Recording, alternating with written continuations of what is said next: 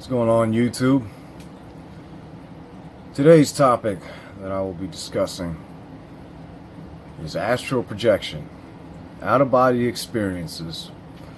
I'm going to tell you about my very first one. I've had multiple experiences of OBEs.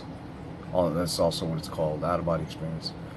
So I'll just dive into it. I was going through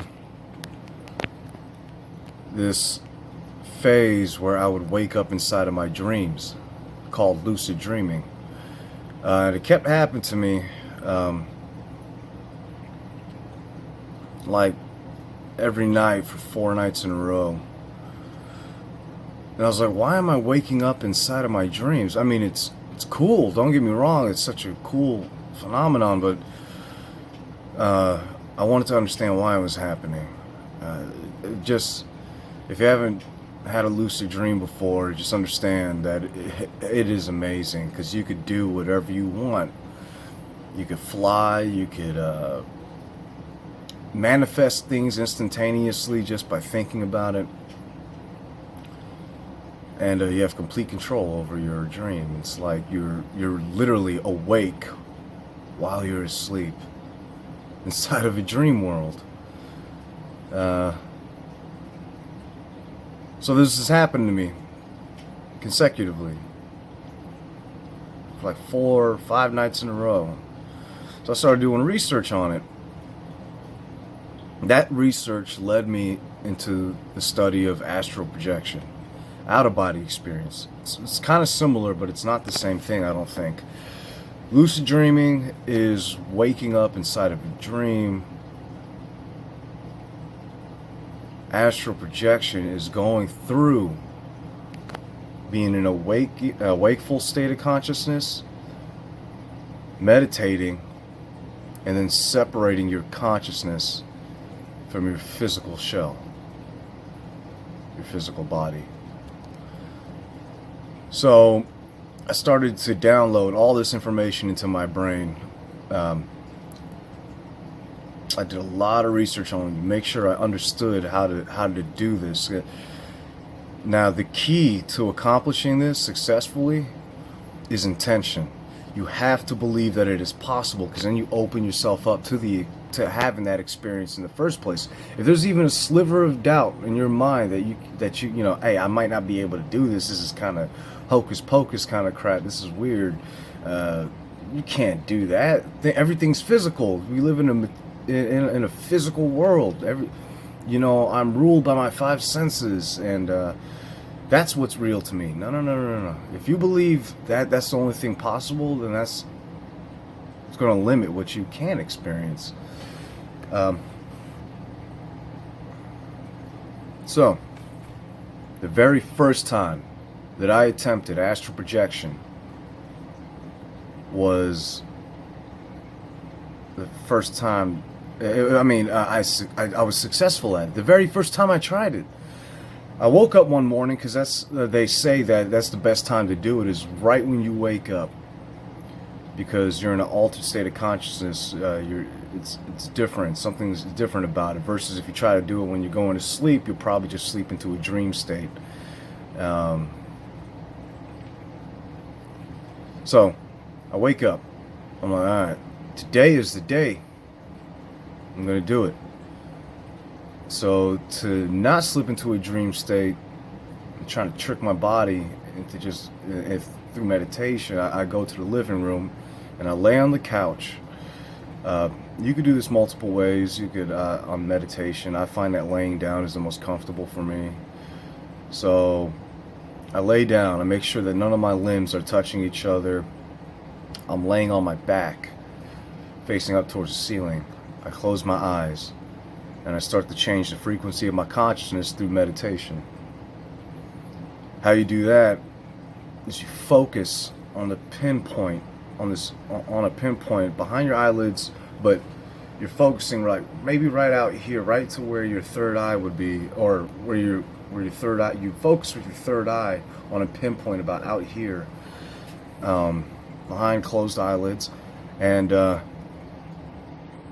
now you focus on breathing techniques. You slow down your breathing, deep breaths, slow, melodic, natural, easy, deep breaths. And what you're essentially doing is tricking your body into starting to shut down, but keeping the focus to where your mind stays awake. In the last video I made, I talked about sleep paralysis. This is essentially tricking your body to go into that mode while maintaining a wakeful state of consciousness. So for about maybe like, man, it took me forever. It was like 45 minutes of straight focused meditation, to where some crazy stuff started to happen. My body starts to feel numb. It's starting to shut down, like I can't really feel it, and it was heavy. It's almost like I'm sinking into the couch, and I start to see something. This blue swirl starts to form in my visual field right in front of me, and it looks like the Milky Way galaxy, and it's rotating and spinning slowly in front of my vision, behind my closed eyelids. And it was the most beautiful hue of blue I have ever seen. It was glowing and it was swirling, and there was a pinprick of white light in the center of this Milky Way galaxy spinning in front of me. I'm like, okay, I'm calm, and I focus my intention on going towards the blue swirl, into that pinprick of white light in the middle. And all of a sudden I hear something. This loud sound comparable to jet noise, like deafening. And through my research I realized that this can happen.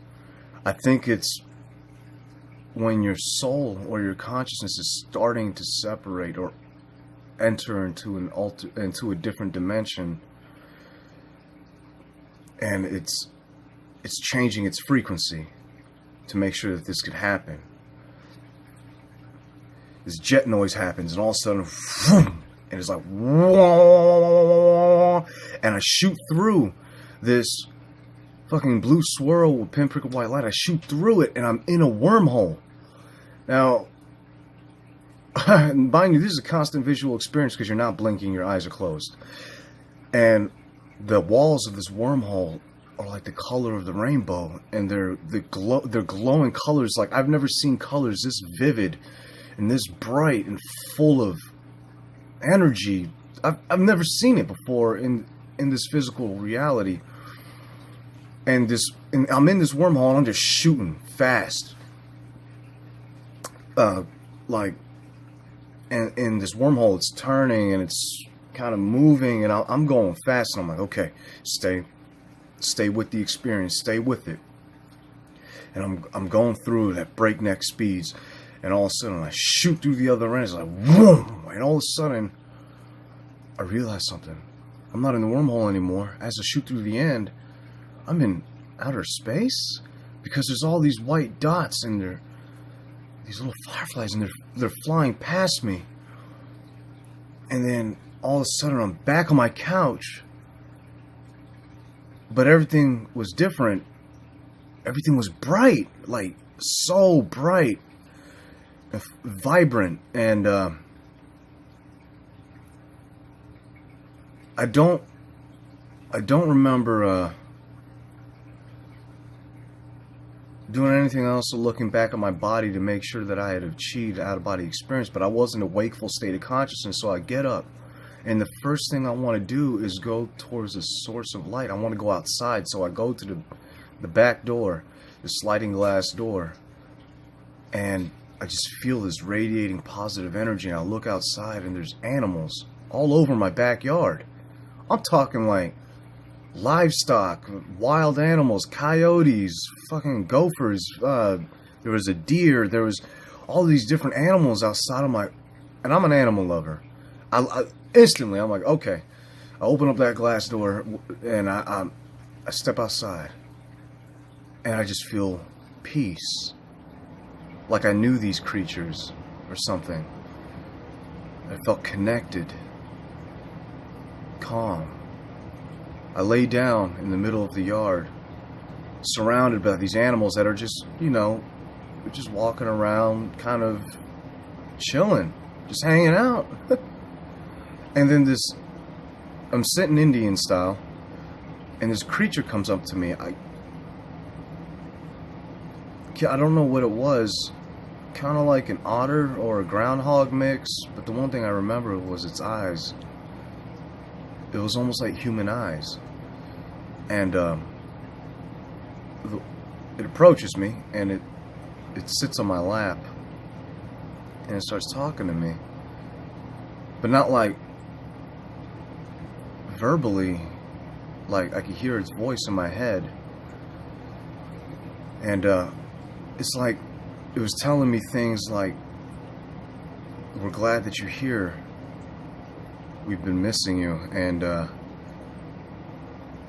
I'm sorry that I haven't been able to contact you, or something like that.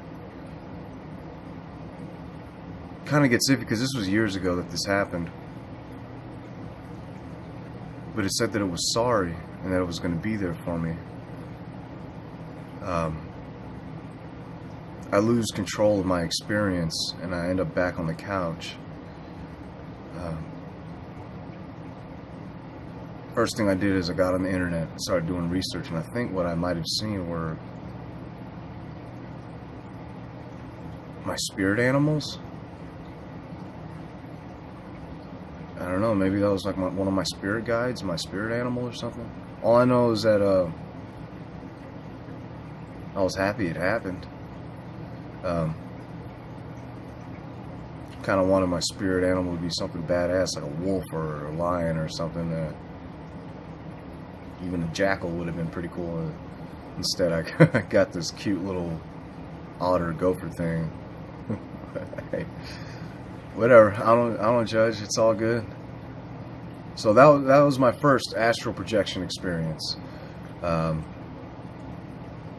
second one that I had is when I actually did some things to check the validity of my experience. And I'll tell you about that in a later video. I've had many astral projection experiences, a lot of OBEs.